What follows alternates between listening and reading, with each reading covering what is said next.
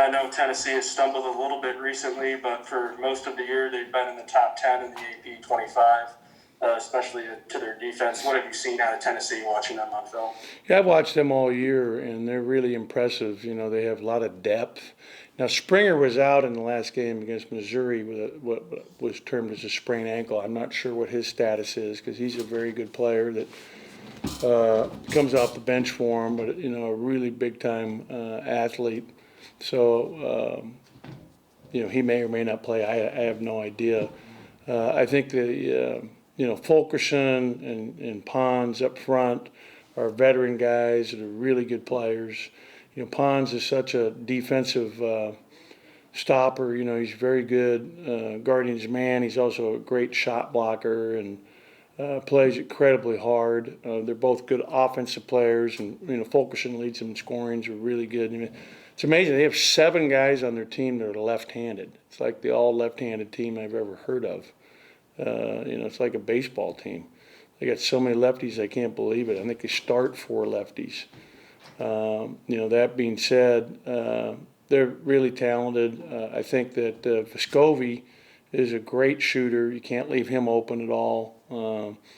The kid that starts for him, number 45, Keon Johnson, is an excellent freshman wing that is very strong. He's old school. He's got the pull-up game and really plays above the rim. A phenomenal athlete. You know, he's a really good player. So you know, they're coming off, like you said, 2 losses. So you know that they're going to be you know, bringing their very best effort to the game here tomorrow night. We'll swing it up to Columbus and John Sokoloff, and then we'll go to Paul. John, go ahead. Ben, what did you kind of learn from your team from Saturday's game, and how did these like high caliber opponents like in Alabama kind of help your team improve, like squaring off against a team like them? Well, I think, you know, we had our poorest game and effort of the year against Ole Miss, so it was a bounce back game no matter who we were playing. It happened to be Alabama, who's the best team in our league, and really playing at a high level. So that it probably even heightened the response even more because they'd been killing everybody they'd been playing by an average of 28 a game. And I thought we really played hard and really competed against a very good team, and you know they're good. We had a chance there with the 1 possession game and a minute to go when they hit the 3 from Petty. It put them up 6, and they called a timeout with 20 seconds left. But you know, I thought our effort was really good, and our practices leading up to it, the 2 practices were very, very spirited and high level, which is what we need to do. I mean, we're a young team, and we've got to learn from every experience and grow from every experience, and handle the adversity by reacting to it the proper way, because there's always going to be adversity in every season and every year. And a quick follow-up on that is just what are there any specific improvements you want to see from your guys offensively as you guys get down the stretch? Yeah, taking better care of the ball would be number 1. You know, when you look at the last game, you know, we had too many turnovers that led to easy baskets. We've got to do a better job of taking care of the basketball and cutting down on our turnovers. I think that's a huge one. We'll head over to Paul Jones. Paul, go ahead. Coach, you mentioned after the game against Alabama that you didn't get, or the team didn't get Tolu enough touches. Regarding that, is it more about Tolu demanding the ball, or his teammates finding him in good position? What do you see from that aspect? You know what? I think it's a combination, but I think teams are really sensitive to him. I think he's getting doubled a lot now. And so it's something we're going to work on today is, you know, to help him get it out of double teams easier. You know, twice he was doubled in the game at Alabama, and there was no guard on his side of the floor to be able to just pass it out quickly and you know, working to get the catch back out so we can reverse it and get them out of a rotation where they're having to rotate long ways on the weak side. But we want to get him the ball early, too. I think we got to do a better job, Paul, of finding him in transition and really trying to get him the ball before the defense gets set. And, you know, he's working hard. I mean, he works very hard to try to get the ball. So I'd say it's that's not as big of an issue, but people are very, aware of him, with some of the big games he's had, in the conference thus far. Paul, go ahead with your follow-up. Not so much related to your team right now, Coach, but one of your signees, I don't know if you saw the video or not. I did. Keyshawn Murphy. I mean, I know that doesn't happen often. Of course, I'm glad nobody was hurt because that was a crazy situation. But what did you think when you saw that? I'm just so thankful nobody was hurt. I've never seen that before in my life. That's a kind of a special rim, the way they had it set up, but that was incredibly frightening. And two guys almost got hit by that, and very thankful that he made it okay. And he's having a great year. He's going to be a really good player. Swinging over to Joel Coleman next. Joel, go ahead.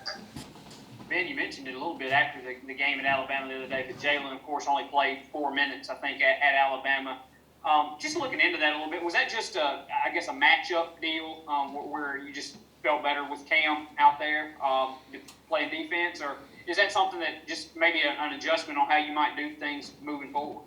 In that game, the way they play offense, you're really stuck on an island by yourself a lot of the time in terms of your ability to stay in front of the ball because of their spacing being so good because they have so many shooters. Two guys up high, two guys in the dead corner a lot of the time, a guy underneath the basket in the dunker spot.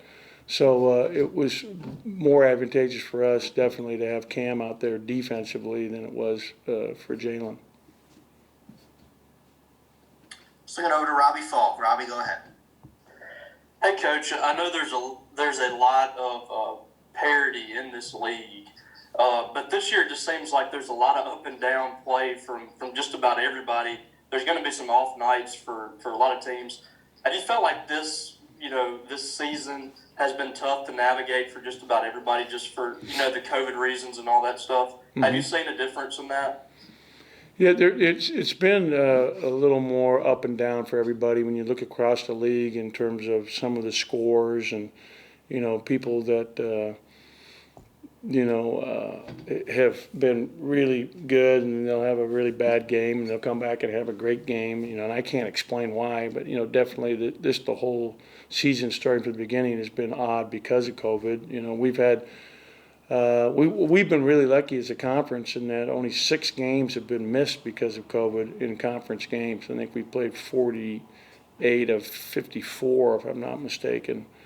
So that's been really good, and you credit the league for the testing procedures and what they're doing and how they've handled it has been I think the best of any league in the country.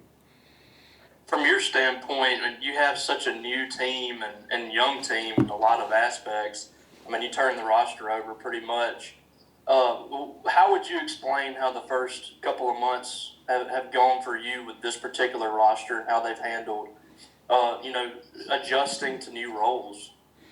Yeah, I think our guy, as you point out, we're incredibly young. And I was thinking about it today. Abdul and DJ were starters last year.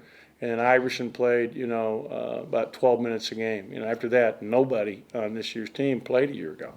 So it's a very new roster, and I think our guys have, handled their roles. We have freshmen learning on the job. Both Davon and Cameron are getting a lot of minutes, and I think they're growing as players and have seen and grown a lot already this season. We added. When you look at, JD, he missed 4 games during the middle of the conference, and he's playing an important role for us. And QP has been a kid that you need to try to keep getting a few more minutes in each game. I think it helps us. And one of the things we did in the last game was to get DJ more of a rest. I have to force feed rest regardless of what happens because his productivity went way up playing 33 minutes versus playing 36, 37 minutes.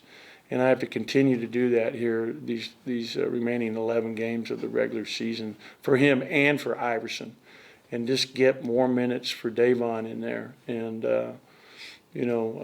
Cam's minutes, are continue to go up. And you know, we've got to get more rest for our guys so they can be really productive when they're in the game. And I thought I did a better job of that. In fact, when you look at the Alabama game, both Tolu and Abdul played about 30 minutes a game each, which is better than what they've been playing.